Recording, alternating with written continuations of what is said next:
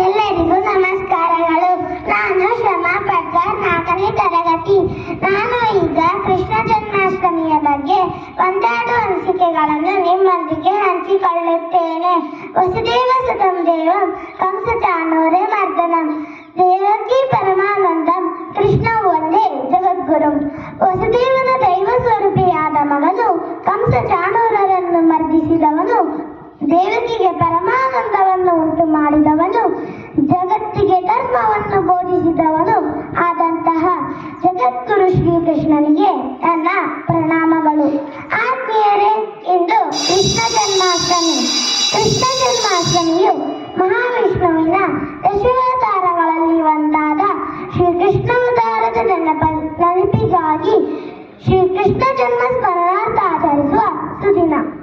ಹಲವಾರು ಕಡೆ ವಿವಿಧ ಹೆಸರುಗಳಲ್ಲಿ ಶ್ರೀಕೃಷ್ಣ ಜನ್ಮಾಷ್ಟಮಿಯು ಪ್ರಸಿದ್ಧಿ ಪಡೆದಿದೆ. ಶ್ರೀಕೃಷ್ಣ ಜನಿಸಿದ ಪುಣ್ಯ ದಿನವಂದು ಗೋಕುಲಾಷ್ಟಮಿ ಎಂದೂ ಕರೆಯುತ್ತಾರೆ. ಚಂದ್ರಮಾನ ರೀತಿಯಲ್ಲಿ ಬರುವ ಸಿಂಹ ಮಾಸದ ರೋಹಿಣಿ ನಕ್ಷತ್ರದ ದಿನದಂದು ಶ್ರೀಕೃಷ್ಣ ಜನ್ಮಾಷ್ಟಮಿಯು ಆಚರಿಸಲಾಗುತ್ತದೆ. ಶ್ರಾವಣ ಮಾಸದಲ್ಲಿ ಬರುವ ಕೃಷ್ಣ ಪಕ್ಷದ ಅಷ್ಟಮಿಯ ದಿನದಂದು ಶ್ರೀಕೃಷ್ಣನ ಜನ್ಮದಿನ. ಶ್ರೀಕೃಷ್ಣನ ಜನ್ಮಕ್ಕೆ ಪುರಾಣದಲ್ಲಿ ಒಂದು ಕಥೆ ಇದೆ. ಕೃಷ್ಣನ ಮಾವ ಕಂಸ, ಅವನು ತುಂಬಾ ದುಷ್ಟ. ಅವನ ತಂದೆಯಾದ ಉಗ್ರಸೇನನನ್ನು ಬಂದಿ ಮಾಡಿ ಅವನೇ ರಾಜನೆಂದು ಮೆರೆಯುತ್ತಿದ್ದ. ಅವನ ತಂಗಿಯಾದ ದೇವಕಿಯನ್ನು ವಸುದೇವನಿಗೆ ಕೊಟ್ಟು ಮದುವೆ ಮಾಡಿ ಬೀಳ್ಕೊಡುವ ಸಮಯದಲ್ಲಿ ಅವನಿಗೆ ಒಂದು ಅಶರೀರವಾಣಿ ಕೇಳಿಸಿತು.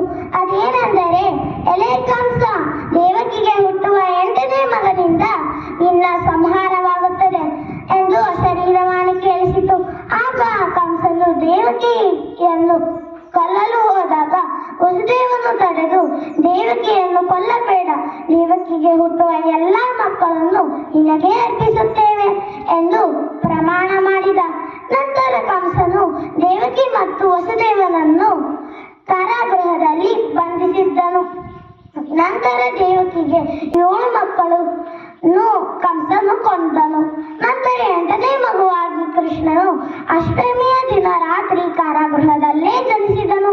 ಆಗ ವಸುದೇವನು ಕೃಷ್ಣನನ್ನು ಒಂದು ಬುಟ್ಟಿಯಲ್ಲಿ ಹಾಕಿಕೊಂಡು ಬೋರ್ಗರೆಯುತ್ತಿದ್ದ ಯಮುನಾ ನದಿ ದಾಟಿ ಗೋಕುಲಕ್ಕೆ ಹೋಗಿ ಆಗತಾನೆ ಹುಟ್ಟಿರುವ ನಂದ ಮತ್ತು ಯಶೋದೆಯ ಮಗಳನ್ನು ಎತ್ತಿಕೊಂಡು ಅವನ ಮಗನನ್ನು ಅಲ್ಲೇ ಇಟ್ಟು ಕಾರಾಗೃಹಕ್ಕೆ ತೆರಳಿದ.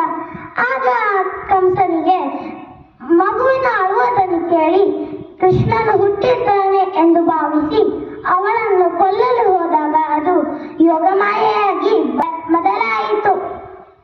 ನಂತರ ಅದು ಹೀಗೆ ಹೇಳಿತು, ಎಲೆ ಕಂಸ, ನಿನ್ನನ್ನು ಸಂಹಾರ ಮಾಡುವ ಕೃಷ್ಣ ಗೋಕುಲದಲ್ಲಿದ್ದಾನೆ. ನಾನು ಯೋಗಮಾಯೆ, ಆದಿಶಕ್ತಿ ಎಂದು ಹೇಳಿ ಮಾಯವಾದಳು. ನಂತರ ಕೃಷ್ಣನು ಬಲರಾಮನ ಜೊತೆ ಗೋಕುಲ ಮತ್ತು ಬೃಂದಾವನದಲ್ಲಿ ಬೆಳೆದು ದೊಡ್ಡವನಾಗಿ ಕಂಸನು ಕಳಿಸುವ ಎಲ್ಲ ರಾಕ್ಷಸರನ್ನು ಮಣಿಸಿ ಮರ್ದಿಸಿದನು.